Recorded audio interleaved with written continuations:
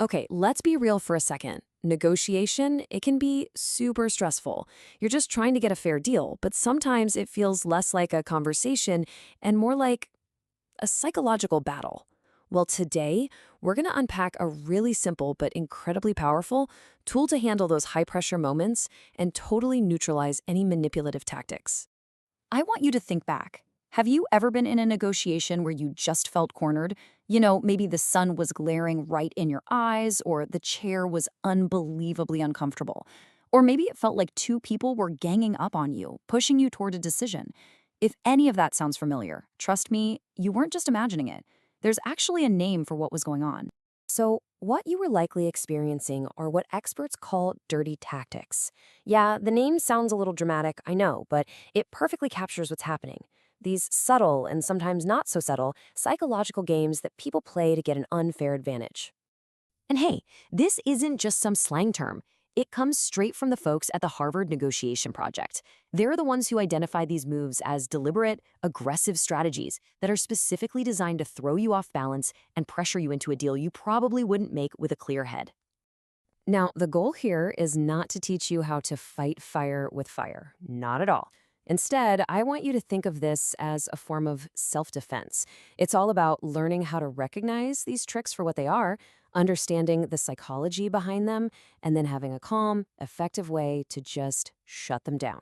So, to defend yourself, you've got to know what you're looking for, right?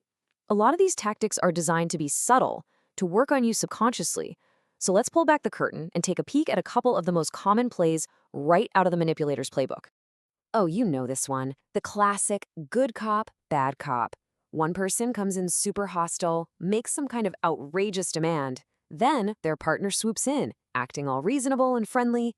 Suddenly, their offer, which still isn't that great, feels like a massive relief compared to the bad cop. See what they did? They manufactured that relief just to get you to agree. But you know, manipulation isn't always verbal. Sometimes the physical space itself is being used against you. Ever been put in a really low, soft chair while they sit up high? Or had a bright light or the sun shining right in your eyes? Even picking a noisy, distracting location. It's all designed to create stress and wear you down, hoping you'll agree to anything just to get out of there. All right, so you can spot the tricks. Now what? What do you actually do? Well, you don't have to get angry and you don't have to walk away. Believe it or not, there is an incredibly simple one-step move that puts you right back in control. It's subtle, but trust me, it is a total game changer. This is it. This is the entire move. You bring the tactic out of the shadows and into the light. You just calmly call out the game they're playing.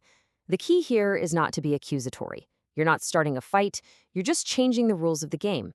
You're stating as a neutral observation what you see happening. So, let's put it into practice. If you're facing that classic duo, you can just pause, look at them, and say, you know, it seems like you two might be playing good cop slash bad cop here. Or if the room is boiling hot, you say, I'm finding it a little warm in here. Can we maybe adjust the temperature before we continue? The tone is everything. Keep it calm, keep it observational.